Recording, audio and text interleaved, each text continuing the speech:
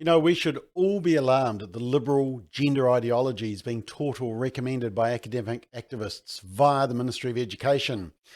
And it doesn't look like improving anytime soon. Now, in the previous two McBlogs, I've highlighted some of that disturbing curriculum that they want to push in primary schools and high schools. Today, I want to encourage you to push back.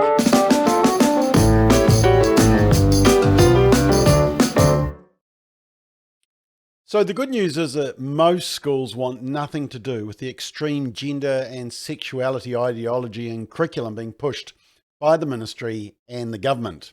And neither do most parents as well. Look, here's some of the material that we've covered over the last two episodes of McBLOG. Firstly, telling primary kids that, if you assume there's only two genders, well, that's incorrect. For years 7 and 8, they want to start indoctrinating about the development of gender identities. In primary school, they want your kids to know the definitions of these words. Primary school, yeah.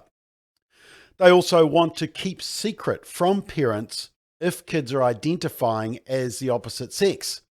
And so schools are actually keeping this material, this information secret from parents. And perhaps even encouraging kids to keep it secret as well.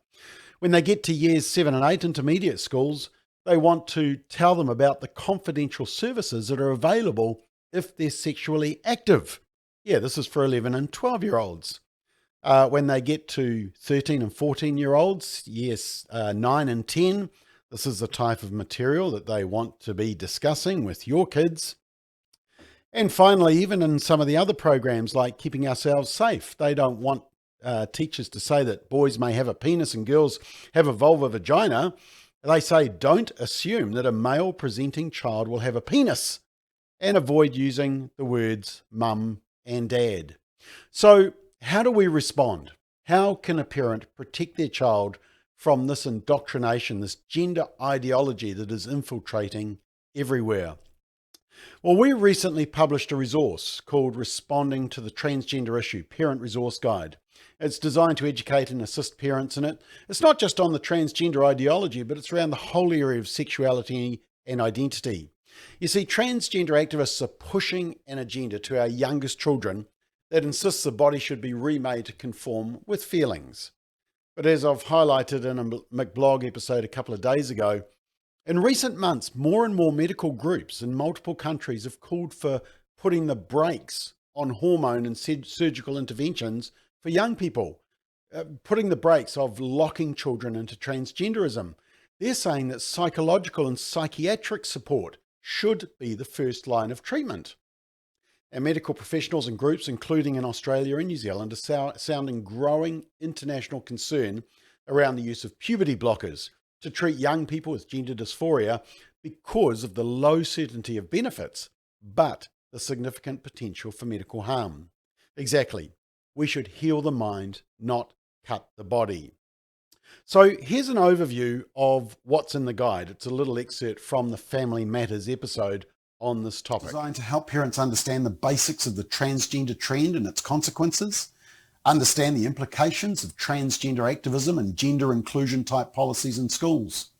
It explains parental rights and the rights of your children, and gives parents the tools to communicate with school leaders in order to create a respectful school environment and advocate for common sense policies that will respect the dignity of all students. And it helps schools act with compassion towards everyone involved in the conversation.